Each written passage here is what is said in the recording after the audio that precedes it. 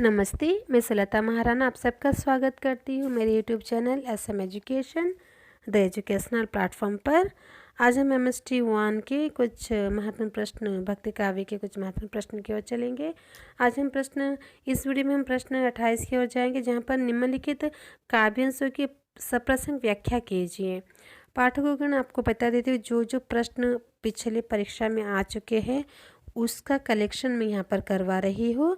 तो पूरी पुस्तक को ना पढ़ के जो इम्पोर्टेंट है पहले आ चुके उसी को करवा रही हूँ, और इससे आपको थोड़ी सी धारणा हो जाएगी जिससे आप कर सकते, क्योंकि समय बहुत कम है, पूरा करने के लिए समय नहीं है। तो आप इसे इस तरह से ही पढ़िए।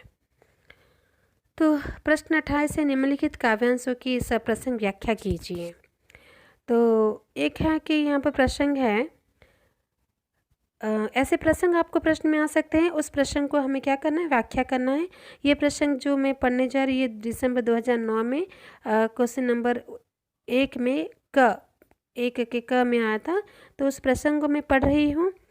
पानी बीच मीन प्यासी, पानी बीच मीन प्यासी, मुही सुन सुन आवे हाँसी, घर में वस्तु नजर नाही आवत, बन बन फिरती उदासी, आत्मज्ञान बिना जग झूठा, क्या मथुरा क्या काशी। तो इसके कुछ शब्दार्थ हम देख लेते हैं।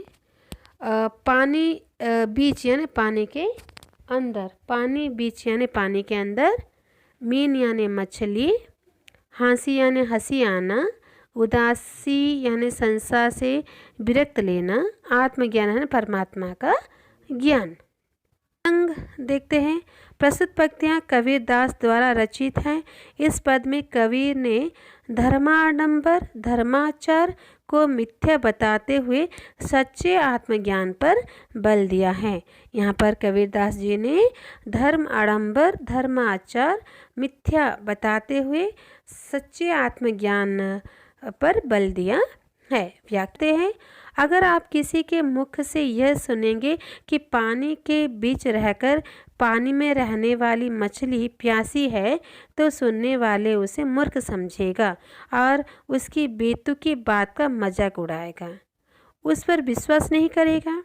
इसी प्रकार यदि कोई ढोंगी साधु यह कह विरक्त होकर भगवान की सच्ची भक्ति करने के बाद भी भगवान के दर्शन नहीं कर पा रहा है, वह परमात्मा के वियोग भी है, उसकी बात पर विश्वास नहीं करेगा। वह समझेगा कि उसकी बातें झूठी है, वह सच्चा भक्त नहीं है, वह सच्चा साधु भी नहीं है। उसके मन में भी अभी माया मोह है, जिसके कारण वो भगवान के दर्शन नहीं कर पा रहा है। यदि कोई व्यक्ति कमरे या कोठरी में रखी हुई वस्तु नहीं देख पाता, तो अवश्य ही या तो वो अंधा है या उसकी दृष्टि मंद है। इसी प्रकार भगवान तो कण कण में है, व्याप्त है, और वो प्रत्येक प्राणी में अंतर्मन में विराजमान है। ध्यान स्मरण साधन करने से उसके दर्शन किए जा सकते हैं। यदि कोई व्यक्ति भगवान के दर्शन नहीं कर पाता, तो अवश्य उसमें कोई दोष है। ऐसे अज्ञानी व्यक्ति ही भगवान का ध्यान करने की बजाय उसे पाने के लिए वनों पर्वतों के शिखरों पर जाकर तपस्या साधना करते हैं, अपने शरीर को सुखाते या गलाते हैं। भगवान को पाना है तो एकाग्रचित होकर उनका ध्यान करो, वन वन में भटकना व्यर्थ है। साधु सन्यासी का वेश धारणा करना बेकार है। जीव जगत आत्मा परमात्मा का उनके बीच संबोध की जानकारी के लिए आत्मज्ञान आवश्यक है। आत्मज्ञान के अतिरिक्त संसार के सभी पदार्थ झूठ हैं, दुखदायी हैं। यदि आवागमन के चक्र से मुक्ति होना है, मोक्ष पाना है, तो तीर्थ, मूर्ति पूजा, उपवास साधना करने से कोई लाभ नहीं है। परमात्मा को पाने का केवल एक ही उपाय है, आत्मज्ञान होना। मथुरा में द्वारिकाधीश के मंदिर में जाकर उनकी मूर्ति के सम्मुख बैठकर कीर्तन करने से, यमुना में स्नान करने से, या काशी जाकर विश्वनाथ के मंदिर में भगवान शंकर के लिंग पर पत्र पुष्प चढ़ाने, गंगा जल दूध से उसका अभिषेक करने से कोई लाभ नहीं। यह बाह्याचार है, धर्माडंबर है, सच्ची पूजा नहीं है। भाव साम्य क्या है? कबीर ने अपने काव्य में अनेक प्रकार के धर्माडंबर, बाह्यचार तथा ढोंग का विरोध किया है। भाषा सरल, सहज और व्यंग से भरी हुई प्रतीत होती है। तो हम यहाँ पर दूसरे प्रश्न पर चलते हैं। दूसरे एक जो प्रसंग है, चलती चक्की देखी के दिया कबीरा रोए, दुई पट भीतर आए के साबित गा ना कोय। यह दिसंबर 2008 में ये प्रश्न आया था। प्रश्न नंबर में शब्दार्थ देखते हैं। चक्की यानी आटा पीसने वाला चक्की, देखी के यानी देख कर, रोए यानी रोना, दुई पट यानी चक्की के दो पार्ट जिसमें अनाज पीसता है। तो प्रसंग क्या है? कबीर की साखियाँ है, ये जीवन की नश्वरता का वर्णन है। व्याख्या, संसार एक चक्की है, जीवन और मरण इसके दो पट है। कबीर को रोना इस बात पर आता है कि लोग देख रहे हैं कि इन दो पटों के बीच आकर सभी पीसते जा रहे हैं, कोई साबुत नहीं बच पाता, फिर भी इससे बचने का उपाय कोई नहीं करता। मनुष्य तो जीवन पथ का एक पथिक है, जीवन का दान देने वाले शक्ति तो कोई और है। 2 दिन के लिए, थोड़े समय के लिए वह धरोहर रूप में यह दान देता है, फिर ले लेता है। देने वाले अपनी चीज़ वापस लेते तो उसके लिए रोना क्या है? अतः मृत्यु पर दुख होना ना समझी है। विशेष रूपक अलंकार और भाषा प्रतीकात्मक है। तो एक तीसरे प्रसंग की ओर चलते हैं। मोको कहाँ ढूंढे बन दे, मैं तो तेरे पास में, ना में देवल ना में मस्जिद, ना काबे कैलाश में, ना तो कोनी क्रिया कर्म में, नहीं योग वैराग में, जोखी होए तो तुरते मिलहो पल भर की तलाश में। कहे कबीर सुन भाई साधो, सब श्वासों की श्वास में। यह प्रसंग जो है दिसंबर 2007 में प्रश्न 1 के क के रूप में आया था। तो इसके शब्दार्थ को हम देखते हैं। मोको यानी मुझे यानी ईश्वर को, बंदे यानी मनुष्य, देवल यानी मंदिर, काबे यानी मुसलमानों का तीर्थ स्थान, कैलाश यानी भगवान शिव का कैलाश पर्वत, क्रियाकर्म यानी कर्मकांड में, और तलाश यानी खोजना। ओके, तो प्रसंग की ओर चलते हैं। प्रस्तुत पंक्ति कवि कबीरदास द्वारा रचित है। कवि सभी झूठे कर्मकांडों का खंडन करते हुए कहते हैं कि व्याख्या, परम तत्व किसी मंदिर में नहीं, किसी मस्जिद में नहीं, किसी तीर्थ में नहीं, बल्कि हमारी इसी घट में अंदर है, इसी पिंड में, ब्रह्मांड में है। इस तात्विक कथन की अभिव्यक्ति के क्रम में प्रगाढ़ मानवीय लौकिक भावना और सहज संवेदना दिखाई देते हैं। घर घर दीप जल रहा है, हर व्यक्ति के अंदर भगवान की ज्योति जल रही है, लेकिन अंधी आँखों को दिखाई नहीं देते। घर घर दीपक बड़े लखे नहीं अंध है। रमेनी के पहले पद में ही जीव रूप यक अंतर्वास अंतर ज्योति किन्हीं परगासा बताकर कवि यह कहना चाहते हैं कि एक अखंड परम ज्योति जीव के भीतर वास करती है। सबके भीतर वही ज्योति प्रकाशमान है, फिर भी आत्म तत्व को छोड़कर पाषाण की पूजा करते हैं। साधो देखो जग बोराना में इस अंतिम खबर के ज्ञान को ही विवेक बताया गया है। प्रतीक, बिंब, अलंकार, धर्म साधनाओं के परिभाषिक पदों तथा श्रमशील देहाती आबादी के विभिन्न पेशों से संबंधित शब्दावली के उपयोग द्वारा कवि ने अपने काव्य में अनुभव तथा विवेक पर आधारित विचार तत्व को भी भाव संवेदना का विषय बनाया है।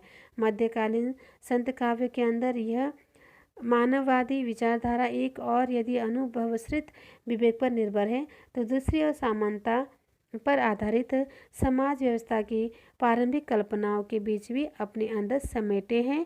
तीसरी और वैचारिक रूढ़िवाद के खंडन के लिए धराधाय व्यंजना की शक्ति भी रखती है। और चौथे बात यह है कि रसपूर्ण प्रेम व्यंजना द्वारा परम तत्वों के साक्षात्कार के ज्ञान गंभीर भाव साधना ही सामर्थ्य से भी संपन्न है।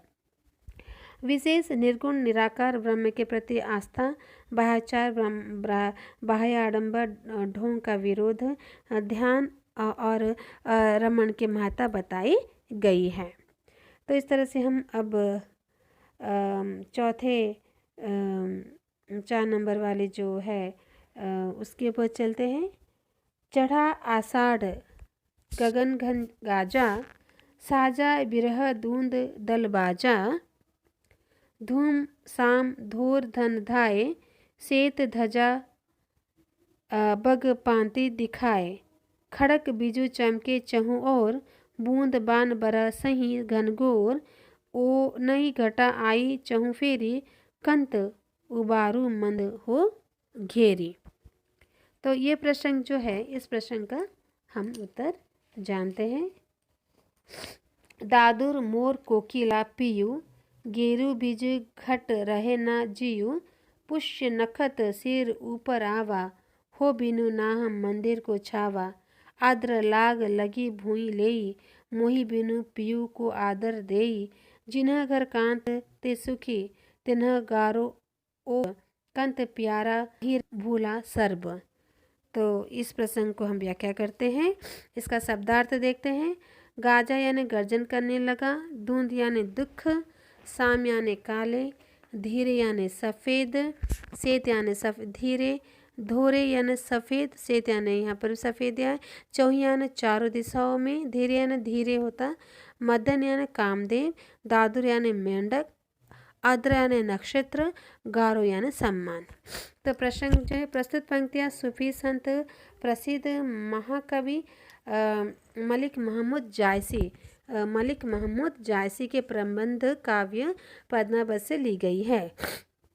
12 मास पद्धति पर कवि प्रत्येक मास में विरहिणी नागमती की विरह दशा का वर्णन करते हुए सर्वप्रथम आषाढ़ मास के उसकी विरह व्यथा का चित्रण प्रस्तुत करता है। आषाढ़ मास में उनके विरह का चित्रण प्रस्तुत करता है।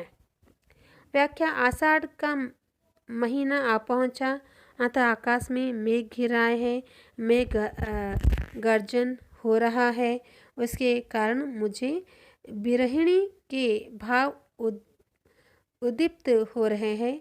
मेरी विरह व्यथा तीव्र हो जा रही है।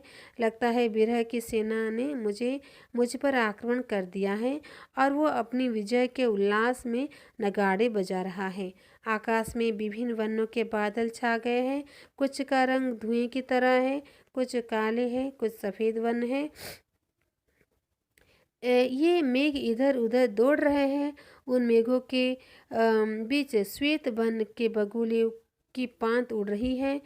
उसे है कि विरह अपनी श्वेत वर्ण की विजय पताका फहरा रहा है। चारों ओर बिजली चमक रही है। उनकी चमक देख लगता है जैसे विरह की सेना ने सैनिक अपनी तलवार घुमा रहा है। घनघोर वर्षा हो रही है।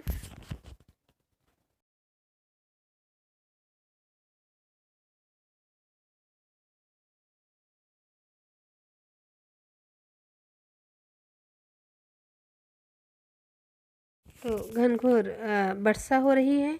आकाश से जल की बूंदें निरंतर टपकती रहती हैं। उन्हें देख लगता है कि विरह की सेना को योद्धा वाणों की वर्षा कर रहे हैं। घनघोर घटाओं में उमड़कर सारे आकाश को छिपा लिया है। विरह व्यथा अत्यंत तीव्र हो उठी है। हे स्वामी, आप शीघ्र आकर मेरा उद्धार कीजिए, मुझे इस क्लेश से मुक्त कीजिए। मेरे शरीर में काम ज्वाला जल रही है, उसके पात को आप ही बुझा सकते हैं।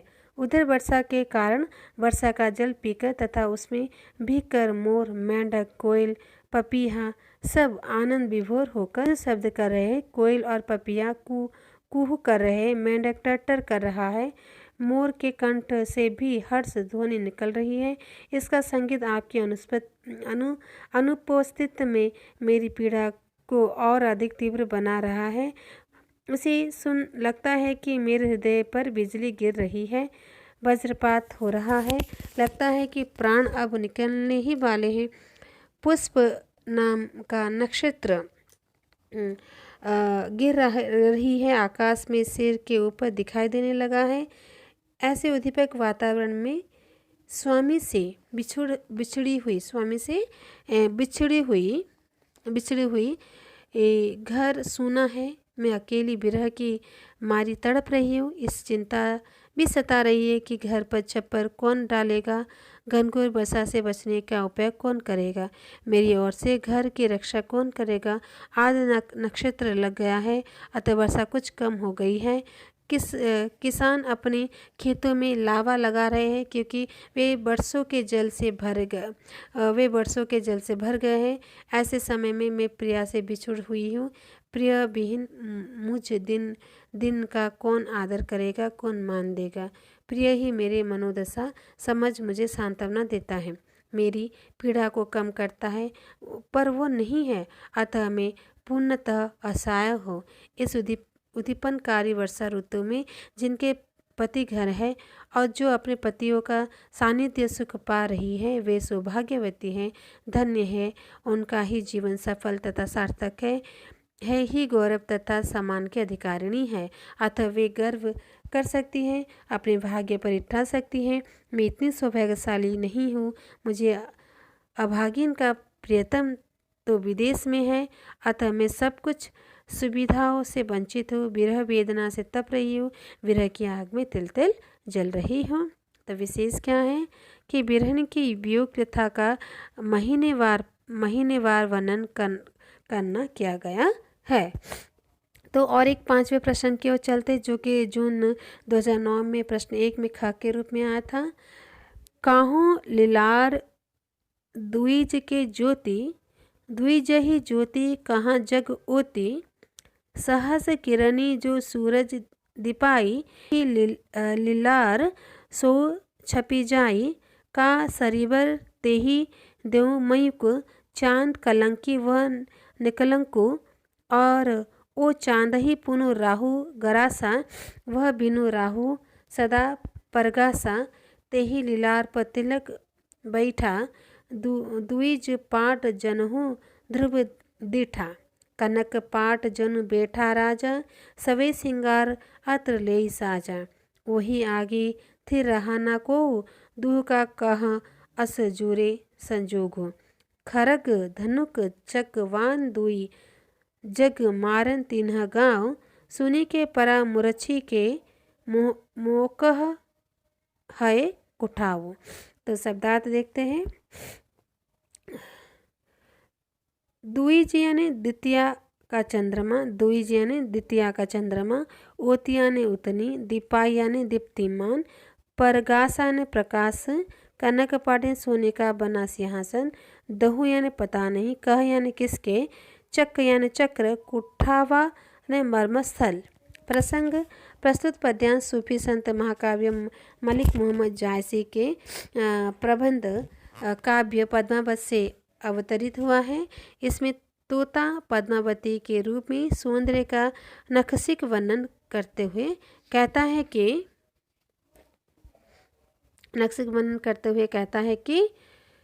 कि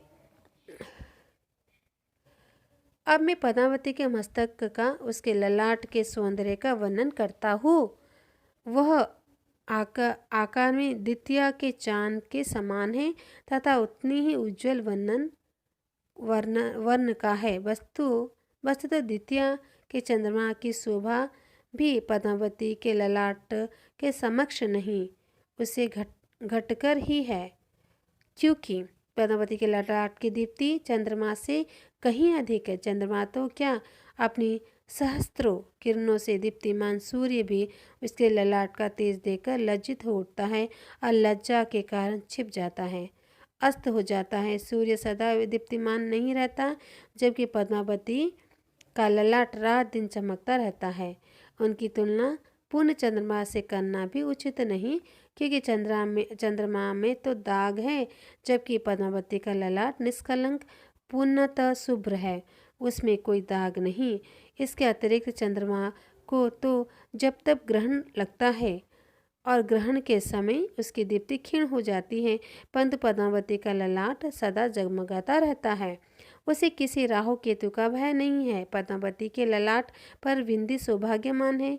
बिंदी लगे ललाट को देखकर लगता है जैसे चंद्रमा के सिंहासन पर ध्रुव तारा आसीन हो या फिर ऐसा प्रतीत होता है कि जैसे कोई चक्रवर्ती सम्राट पूरी सज धज के साथ संपूर्ण रूप में अलंकृत होकर अस्त्र शस्त्र धारण कर स्वर्ण के सिंहासन पर बैठा हो, और जो इतना प्रतापी और सूरवीर हो कि युद्ध में सम्मान करने का किसी में साहस और शक्ति न हो।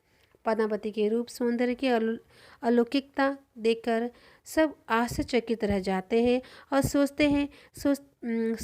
सोचते हैं पता नहीं भगवान ने इसे किस पुरुषार्थ और सौभाग्यशाली पुरुष के लिए बनाया है, कौन इसका पति होगा। पद्मावती की नासिक खड़क, बोहें, धनुष, पुतलिया, चक्र तथा नेत्र की कटीली चितवन दो वाणों के समान है। उसके सौंदर्य से प्रभावित ही देखने वालों को लगता है कि प्राण घातक है, उसका सौंदर्य जानलेवा है। तोते के मुख से पद्मावती के सौंदर्य का वर्णन सुन राजा रत्नसेन अपनी चेता गंवाने लगता है। वो मूर्छित प्राय हो गया और कहने लगा, तुमने मेरे मर्मस्थल पर आघात किया है।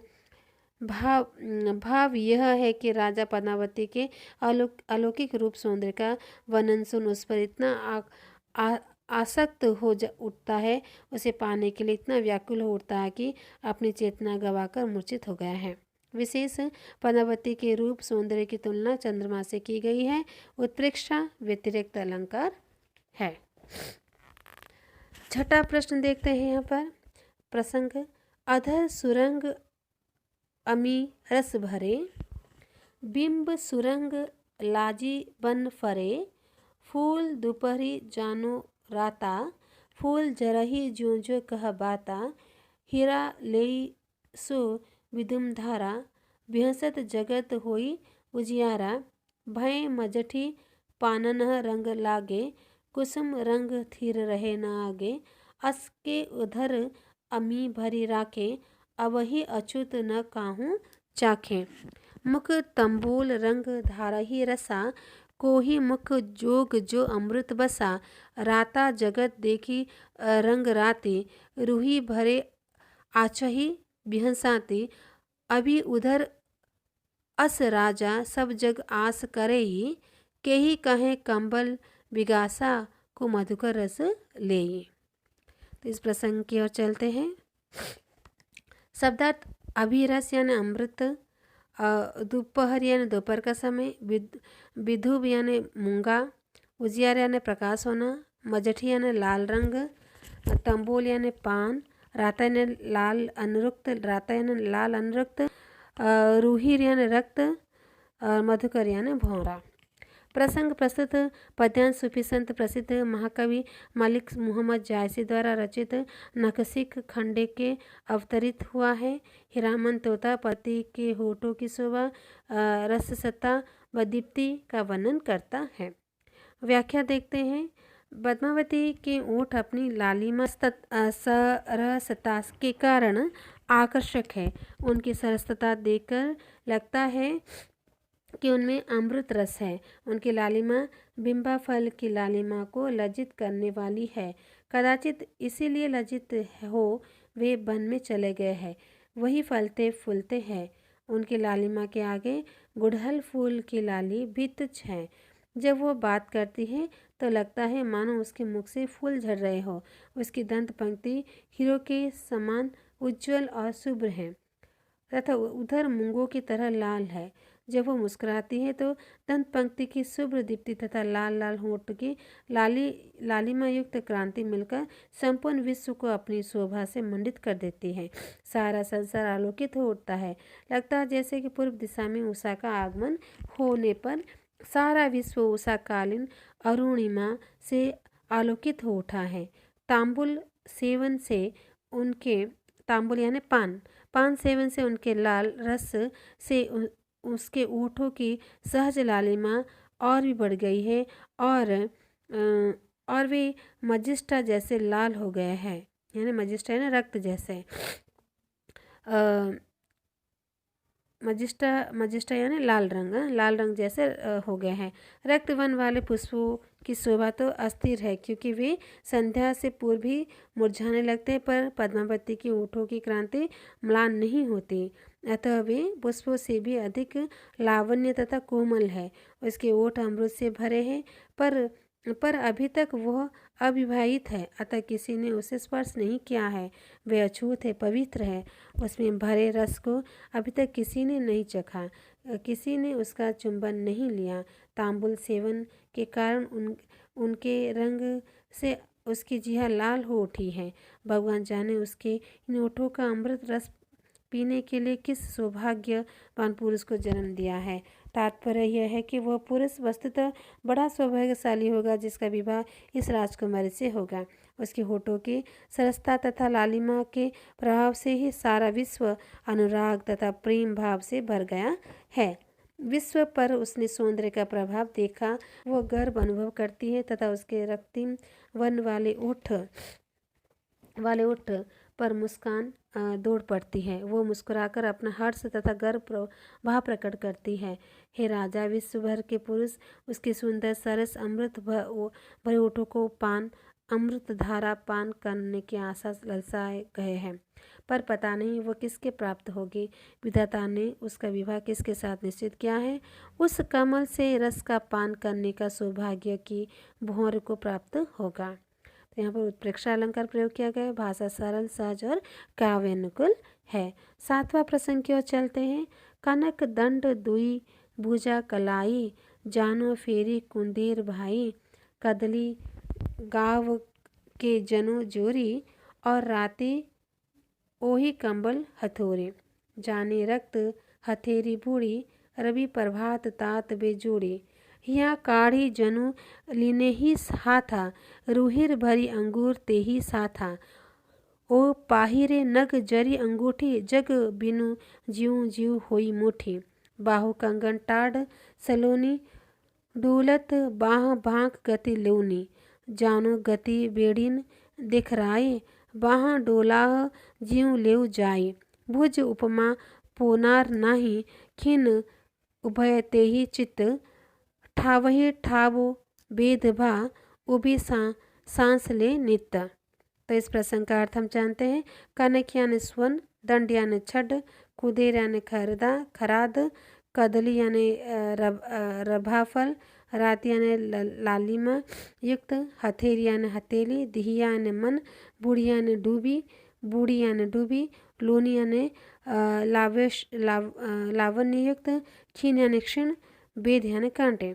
प्रस्तुत पद्यांश सूफी संत प्रसिद्ध महाकाव्य मलिक मोहम्मद जायसी के द्वारा कृत नखशिख खंड से ली गई है। पद्मावती की दोनों भुजाएं और कलाइयाँ इतनी सुंदर थी मानो स्वर्ण दंड से बनी हुई हो। उनकी सुडोलता, मसृणता, कोमलता देखकर लगता था जैसे विधाता ने उन्हें बनाने के बाद खराद पर चढ़ाकर सुडोल तथा चिकना रूप दिया है। उन भुजाओं की मसृणता, गदरायापन और सुडोलता देखकर लगता था जैसे वे हाड़ मांस की न होकर केले के नरम कलों से बनी हो। उसके अरुणमय रंग हथेलियाँ रक्तिम वर्ण के कमल के समान शोभामय थे, या फिर लगता था जैसे रक्त में डूबकर निकली गई हो। उनकी लाली के सम्मुख प्रभातकालीन सूर्य की लालिमा और उसकी किरणों का सौंदर्य भी काफी लगता है।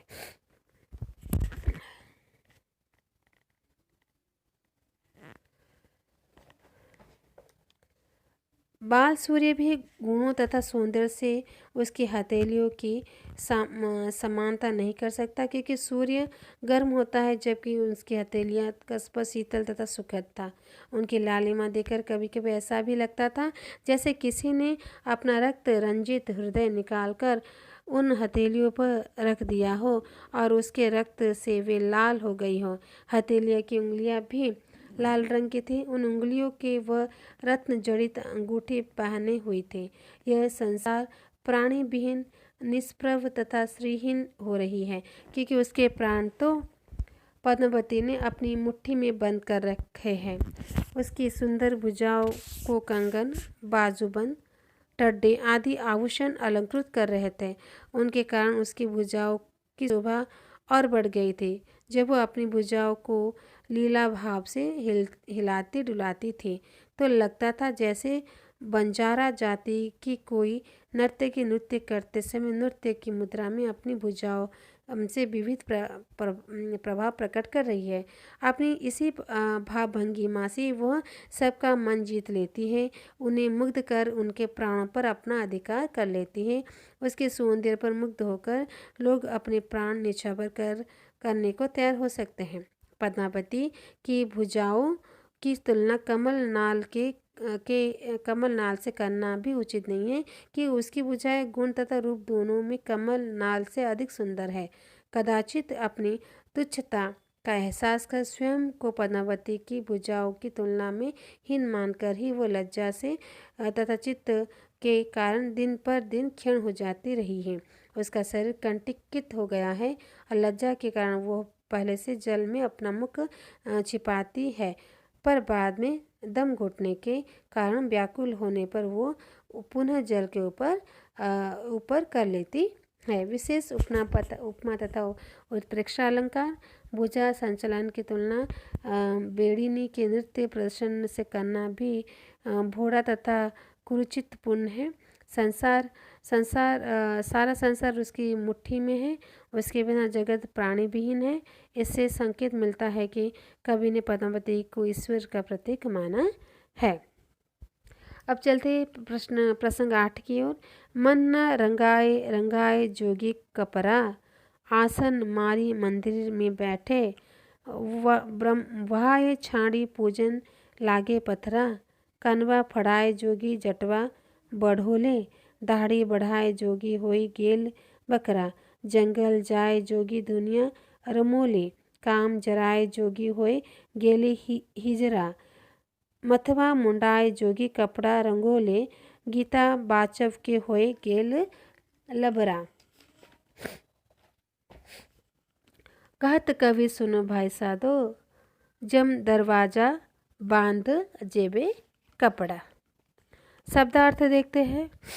का यानी भगवान की भक्ति में डूब जाना, कपड़ा यानी वस्त्र, पत्थरा यानी पत्थर की देव मूर्ति, कानवा यानी काल, जटवा यानी जटाएं, गेल यानी गए, काम जरा यानी काम वासना को मारकर, लबरा यानी छूटा। प्रसंग इस पद में कवि ने मिथ्याचार, धार्मिक पाखंड और ढोंग से भर्त्सना की है। उनके युग में हिंदू मुसलमान दोनों में ढोंग, मिथ्याचार तथा धर्माडंबर का बोलबाला था तथा सामान्य भोली भाली जनता उनके जाल में फंस रही थी। इसी से दुखी होकर उन्होंने जनता में चेतना जगाने का प्रयास किया है। व्याख्या। आज समाज में उनके हिंदू ऐसे हैं जो पत्नी की मृत्यु पर, आर्थिक संकट आने पर, संपत्ति नष्ट पर, आपदा से संघर्ष करने के बजाय पलायनवादी बनकर, परिश्रमी से कातरा कर, साधु सन्यासी का वेश धारण कर या तो मंदिर में रहने लगते हैं, तीर्थ स्थलों की यात्रा करते हुए अपना पेट भरते हैं। ये लोग परिश्रम से बचते हैं, बिना हाथ पैर हिलाए भरपेट स्वादिष्ट भोजन पा जाते हैं और भोली जनता उनके साधु समझकर उनका आदर सम्मान करती है। जनता के इस व्यवहार को देख तथा उनके अज्ञान व भोलेपन का अनुचित लाभ उठाने के लिए गेरुआ वस्त्र धारण करते हैं। मंदिरों में जाकर दीप मूर्ति के सामने पद्मासन की मुद्रा में बैठकर कभी नेत्र बंद कर ध्यान करने का ढोंग कर रचाते हैं, कभी कीर्तन भजन करते हैं। वे न सच्चे भक्त हैं और न सच्चे साधक हैं। वे एक स्वरवादी न होकर अनेक देवी देवताओं में विश्वास कर उनकी पूजा अर्चना करते हैं। सच्ची भक्ति ईश्वर का एकाग्र चित्त में स्मरण करना और ध्यान लगाना है। वे यह नहीं करते। कुछ लोग ऐसे भी हैं जो कान छिदवा कर, जटाएं बढ़ाकर साधु बनने का ढोंग करते हैं, स्वयं को अद्भुत कहते हैं, नाथ पंथी का सिद्ध पंथी बताते हैं। इन्हें कनफड़वा साधु कहा जाता है। उधर मुसलमान भी कम ढोंगी नहीं है। वे भी दाढ़ी बढ़ाकर, फकीरी बाबा बनकर, चिमटा हाथ में लिए, गांजा चरस फूकते हुए स्वयं को इस्लाम धर्म का सच्चा अनुयायी और पांचवा वक्त फकीर मानते हैं। वस्तुतः उनकी बढ़ी हुई दाढ़ी को देखकर लगता है ये इंसान नहीं बल्कि बकरे है। कुछ लोग ऐसे हैं जो समाज गृहस्थ जीवन में उनके उत्तरदायित्व से मुक्त होने के लिए घर बार छोड़कर जंगल में जाकर योग साधना करने, धुनी रमाने का अभ्यास करते हैं, शरीर पर राख लपेट लेते हैं। ऐसे लोग दावा तो यह करते हैं कि उन्होंने इंद्रियों पर बस कर रखा है, वे जितेंद्र हैं, उन्होंने काम वासना पर विजय प्राप्त कर ली है, परंतु वास्तव में नपुंसक होते हैं। अपनी दुर्बलता को छिपाने के लिए वो नाटक है। ऐसे लोग मिथ्याचार में लीन है। वे सिर मुंडवाते हैं, गेरुए वस्त्र धारण करते हैं, गोरी धारण करते हैं और धारण कर लेते हैं और धर्मशास्त्र पढ़ने का ढोंग करते हैं, भले ही उसका एक अक्षर भी ना समझ में आए, भले ही एक अक्षर उसमें ना समझ आए। प्रवचन उपदेश देकर जनता को ठगते हैं। ये बड़े बोल बोलते हैं और उनकी वाणी में सत्य होता है और ना के सात्विक भाव। अपने प्रवचनों द्वारा वे अपने पांडित्य, ज्ञान और विद्वता दिखाते फिरते हैं। कबीर कहते हैं, ऐसे ढोंगी मिथ्याचारी साधु का वेश धारण करने वाले धूतों से सावधान रहो। ये जनता का भ्रम में डालकर भले ही साधु बनने का दावा करें, परंतु सर्वज्ञ घट वासी परमात्मा से इनका वास्तविक रूप छिपा नहीं रह सकता। अतः जब इनका प्राणांत हो जाए तो इनका कारनामों को पढ़कर चित्रगुप्त इन्हें कठोर दंड देगा। यमराज के दूत इन्हें पकड़कर अपने पासा में बांधकर लोग ले जाएगा और वहाँ युग युग तक ये नरकवास की यातना सहेंगे। विशेष अपने युग में व्याप्त ढोंग, मिथ्याचार, बाह्य आडंबर, धार्मिक भ्रष्टाचार का बेलाग मुंहफट भाषा में वर्णन है। कुछ को बकरा तथा कुछ को हिजड़ा कहकर कवि ने व्यंग भी किया है, मजाक भी उड़ाया है। सीधी सरल भाषा में कटु सत्य की वंजना की गई है। यहाँ पर 9वें प्रश्न की ओर चलते हैं। का सिंगार होई बरनो राजा, वही के सिंगार होई पे छाजा, प्रथम शीस कस्तूरी केसा, बलि बासुकी का और नरेसा, भोर केस व मालती रानी, बिसहर लूरे लेई अर्धानी, बेनी छोरी झा जो बारा, सरक पतार होई अंधियारा। शब्द सिंगार यानी श्रृंगार, सजा, छाजा यानी शोभित होना, केसा यानी केस या बाल, अंधियारा यानी अंधकार। प्रसंग जायसीकृत पद्मावती में हीरामन द्वारा पद्मावती के केसों का वर्णन किया जा रहा है। व्याख्या। हीरामन कहने लगा कि उसके श्रृंगार का क्या वर्णन करूं, अर्थात वो वर्णनातीत है। उसका श्रृंगार उसी पर सुशोभित रहता है। सबसे पहले उसके केसों की सुंदरता ही सुनिए, जो कस्तूरी के समान काले हैं और उन पर शेषनाग भी स्वयं निछावर करता है। वह रानी उस मालती पुष्प की भांति है, जिसे काले केस भ्रमर के रूप में उसका मधुपान करते रहते हैं। उसके केस विषैले नाग की भांति लहराते रहते हैं, उसके गंध पीते रहते हैं। जब वो अपने केस को खोलकर झाड़ती है तो उसकी श्यामदान पृथ्वी और आकाश में अंधकार छा जाता है। कवि ने मनसवी शैली का आश्रय लेते हुए नख से शिख को वर्णन किया है। स्थान पर शिखा से नख तक श्रृंगार वर्णन करने की रीति अपनाई है। रूपक, अतिशयोक्ति, हेतु प्रेक्षा और उत्प्रेक्षा अलंकार का प्रयोग हुआ है। तो 10वां प्रश्न की ओर हम चलते हैं। 10वां प्रसंग है, जग प्यारी अब का शोभे, रेन गई दिन काहे को खोबे, जिन जागा तिन मानिक पाया, तो बोरी सब सोया गवाया। जाग यानी जागना और उठना, प्यारी यानी प्रिय को या लोगों का संबोधित किया गया है। सोवे यानी सोना या नींद में होना, खोदे यानी खोना, जिन यानी जो, मणिक यानी माणिक या मणि उपहार, तो प्रसंग को देखते हैं। प्रस्तुत पंक्तियाँ महान भक्ति आंदोलन के प्रसिद्ध कवि कबीरदास की है। कबीर भक्तिकाल के निर्गुण भक्ति शाखाओं के प्रसिद्ध कवि हैं। भक्तिकाल से सर्वप्रथम एक विशाल जन समुदाय के आध्यात्मिकता तृप्ति के लिए कबीरदास ने निर्गुण भक्ति का प्रवर्तन किया और राम को अपनी निर्गुण भक्ति का आलंबन बनाया। भारतवर्ष में सगुण भक्ति पद्धति के अंतर्गत अवर्णों को मंदिर में जाकर भक्ति करने का अधिकार नहीं था। भक्ति ही उस समय व्यक्ति को सामाजिक प्रतिष्ठा दिलाती थी। इस कारण निम्न वर्णों के लोगों की आध्यात्मिकता क्षुधा शांत नहीं हो पाती थी। पहले पहले कबीरदास ने वेदांत के औदैत्यवाद, इस्लाम के एकस्वरवाद, वैष्णव की भक्ति पद्धति की सहज साधना आदि सभी को मिलाकर अपने निर्गुण पंथ खड़ा किया। उसके द्वारा कवि ने एक ऐसे बाह्य की कल्पना की जिसकी भक्ति सभी वर्णों, धर्मों, जातियों, संप्रदायों के लोग कर सकते हैं। ऐसा कर कवि ने निम्न वर्ग की जनता पर उपकार किया और उन्होंने ईश्वर भक्ति सुलभ कराकर सामाजिक प्रतिष्ठा भी दिलाई।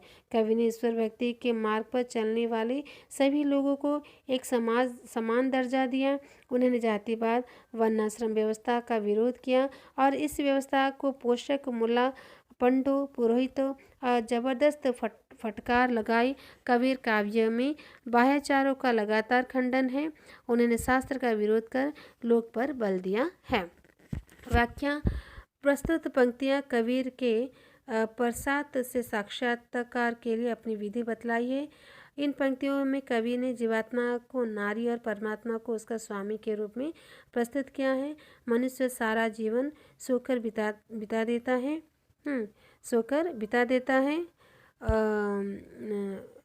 मनुष्य सारे जीवन सोकर बिता अर्थात सांसारिक क्रियाओं से बिता देता है और परमात्मा को याद नहीं करता। इसलिए कवि ने उन्हें जागते हुए कहते हैं कि जीवात्मा अब जागो, रात्रि रूपी अज्ञान खत्म हो चुकी है। जो जगत है वे माणिक्य प्राप्त कर रहे, जो जागते हैं वो माणिक्य प्राप्त करते हैं अर्थात उनकी ईश्वर से भेंट होती है, और जो सोकर जिंदगी बिताते हैं वे बोरा जाते हैं। कबीर कहते हैं कि प्रिय भगवान तो चतुर है, मगर नारी अर्थात जीवात्मा ही मूर्ख है। उसमें अपने प्रभु का सही ढंग से आह्वान नहीं किया है। प्रभु तो हमेशा जीवन सुयोग्य रहते हैं। कबीर कहते हैं कि है नारी, जीवात्मा तू पूरी जवानी यूं ही गवा दी, अपने प्रिय परमात्मा को न पहचान सके। वे कहते हैं कि प्रभु तो आए थे लेकिन तुम्हारे सेज सज्जा नहीं था, वे वापस लौट गए। बताओ दोष किसका है? कबीर दास कहते हैं कि हृदय में परमात्मा रूपी शब्द वाण जगा जाता है, वही लग पाता है। इस प्रकार कबीर इन पंक्तियों में संदेश देना चाहते हैं कि हे जी, प्रभु का ध्यान अपने हृदय में धारण करो, तभी प्रभु से मुलाकात होगी। यानी यहाँ पर वे कहते हैं कि प्रभु तो आए थे लेकिन तुम्हारा सेज सजा नहीं था, वे वापस लौट गए थे। बताओ दोष किसका है?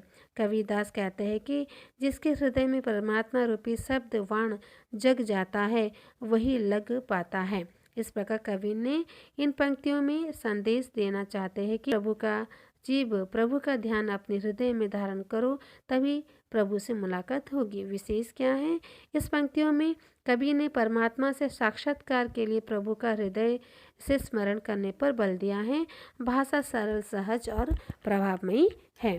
तो इस तरह से पाठ को यहाँ पर हम कुछ प्रसंगों को यहाँ पर समाप्त किए। इसे आप जरूर जरूर जरूर पढ़िए, सुनिए, बार बार सुनिए, परीक्षा में प्रयोग में लाइए। वीडियो को लाइक कीजिए। आप खुद ही मत पढ़िए, अपने दोस्तों के साथ भी इसे साझा कीजिए, शेयर कीजिए। चैनल को सब्सक्राइब कीजिए, बेल आइकन को प्रेस कीजिए जिससे नए वीडियो की नोटिफिकेशन आपको मिल सके।